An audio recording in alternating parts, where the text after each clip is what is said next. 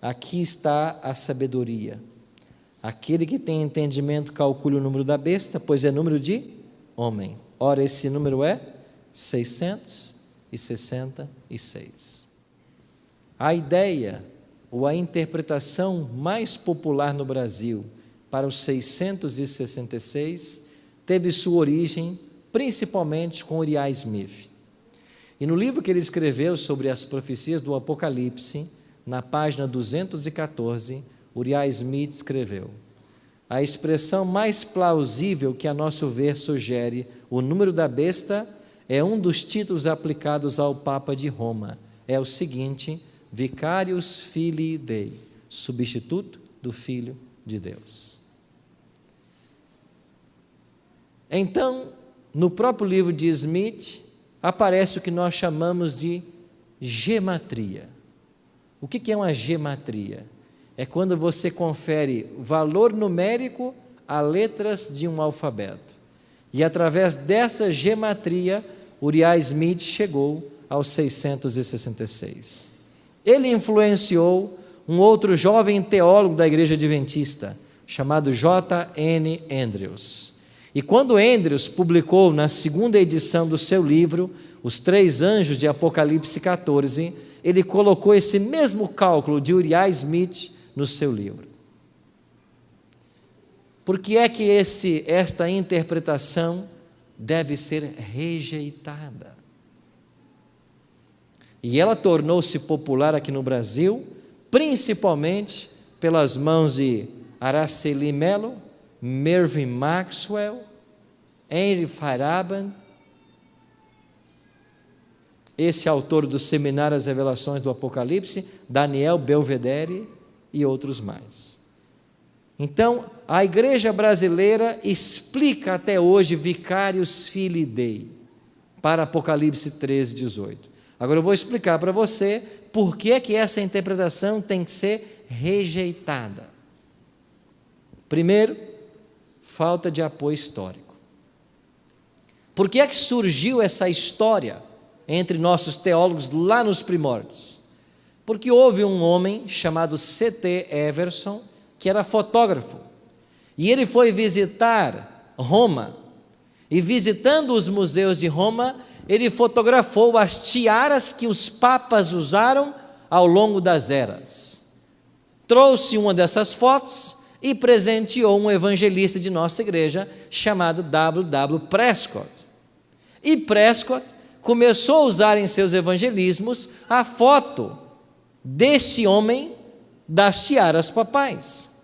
Acontece que a nossa publicadora, ela fez uma montagem com a foto de Everson e colocou na tiara a expressão Vicarius Filii Dei. E esta expressão encontra sua origem num documento chamado Doação de Constantino. Então veja, um evangelista começou a dizer que na tiara do Papa estava o Vicarius Filii Dei, quando nunca lá esteve.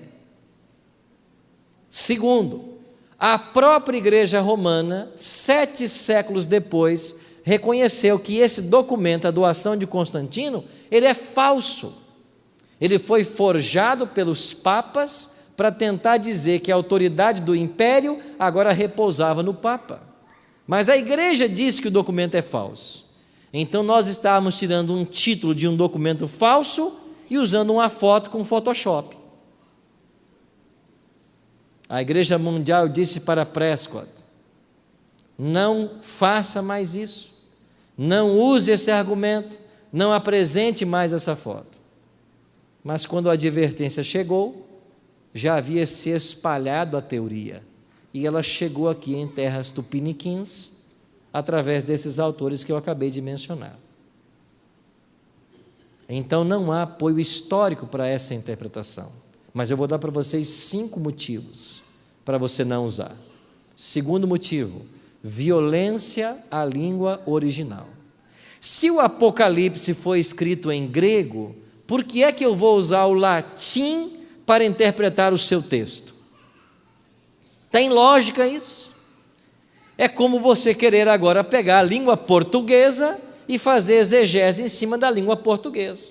Como, por exemplo, lá em Lucas: em verdade te digo, hoje estarás comigo no paraíso, e você ficar aí usando a língua portuguesa, a pontuação, aonde aparece a vírgula, para defender o que Jesus disse, a partir do português.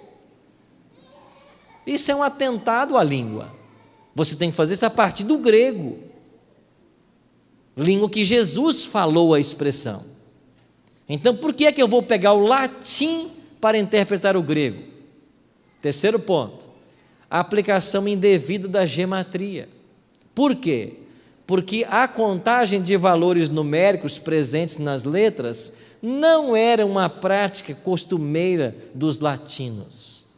Mas mesmo entre aqueles que praticavam, mesmo entre os romanos, sempre se partia do nome para um número e nunca de um número para um nome.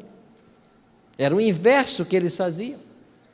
Quarto ponto: o equívoco do título. A expressão Vicarius Filii Dei, ela aparece nesse documento falso, chamado Doações de Constantino, mas não aparece em outros documentos. Mas você vai encontrar em outros documentos uma expressão curta, Vicarius Dei ou Vicarius Christi. Esta sim aparece nos documentos da igreja, mas aí não dá 666. E um último ponto: um procedimento exegético supérfluo. Por quê?